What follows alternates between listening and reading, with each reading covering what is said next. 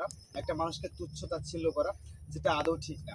আমরা সবাই মানব জাতি, আল্লাহ সৃষ্টি, সবাই একজন আরেকজনকে কটাক্ষ করে ছোট করে কথা বলবো, এটা ঠিক না। এখন আপনি আমাকে বলে মজা পাচ্ছেন, আমি যদি আপনাকে বলি আপনাকে কেমন লাগবে, মানে আপনার কেমন লাগবে? আপনার হৃদয় ব্যথিত হলে আমারও সেম অনুভূত হয়।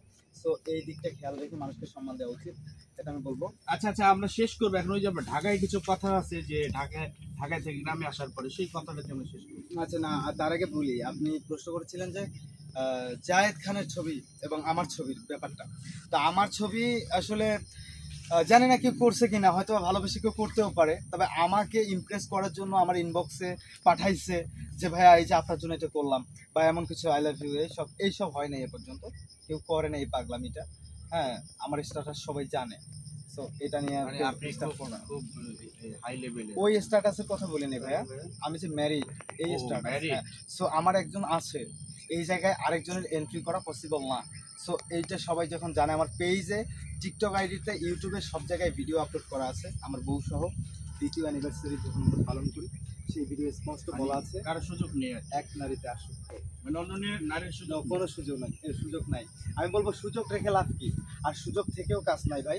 আমার থেকে অনেক হ্যান্ডসাম ছেলে আছে, আমি কালো একজন মানুষ, আমার বাবা মায়ের কাছে আমি ব্ল্যাক ডায়মন্ড। আমার বাবা মা আমাকে বলে যে আমি মানুষটা দেখতে কালো হলেও আমার হাসি সুন্দর, আমার কথাবার্তা সুন্দর, আমি যা করি তাই সুন্দর। এই জন্য আমার বাবা মার কাছে আমি যদি সম্মানের স্থানটুকু পাই, এই স্নেহের জায়গাটা পাই, আর কারোর কাছে কোনো দরকার নেই। মানুষ সাপ্লি বললো নাকি আমাকে টোকাই বললো, আমার কোনো দেখার বিষয় নেই, আমি আমাতে অটল। যাই হোক, আমরা ওই যে ওইটা, হ্যাঁ, ওইটা শেষ। তো ঢাকায় আমি মূলত মান্না ভাইয়ের, আমি 3 ক্যাটাগরিতে এ পর্যন্ত ফেসবুকে বা ইউটিউবে যেখানেই বলেন, মানে মানুষজন আমার কন্টেন্ট দেখে মজা পায়। এক হলো জায়েদ খানের কন্টেন্ট, 2 হলো নায়ক মান্না ভাইয়ের কন্টেন্ট, এবং তৃতীয়তম কন্টেন্টটা হলো ঢাকাইয়া কন্টেন্ট। যেমন আমার প্রথমত বলি, hi bro, what news years, কি অবস্থা ভাইয়া, ভালো না? এমনি তো ঢাকা থেকে আসলাম। হ্যাঁ, তো এই যে ঢাকা থেকে এসে তোমাদের সাথে একটু মিট করলাম, তোমরা তো গ্রামে নিতর মূর্খ পর্বত ছোট লোক, পরিচয় হয়ে জীবন থেকে 5টা মিনিট হারিয়ে গেল, কি ব্যাপার না?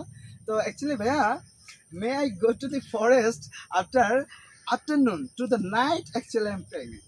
এই ধরনের মতো মানে ভুলভাল ইংরেজি ভাই, মানে এগুলো জাস্ট সরি, মানুষকে বিনোদন দেওয়ার উদ্দেশ্যে বলা। আচ্ছা, যাই হোক বন্ধুরা, সকলেই ভালো থাকবেন। আসলে এটা একটি বিনোদনমূলক ভিডিও ছিল, এখানে অসঙ্গতির, সমাজের অসঙ্গতির যে তুলে ধরেছি আমরা। সকলে ভালো থাকবেন, অনেক অনেক ধন্যবাদ জুনিয়র মিশা ভাইকে। মিশা ভাইয়ের জন্য দোয়া শুভকামনা সবসময়, ভালোবাসার মানুষ, ভালোবাসার জায়গায় থাকতে হবে।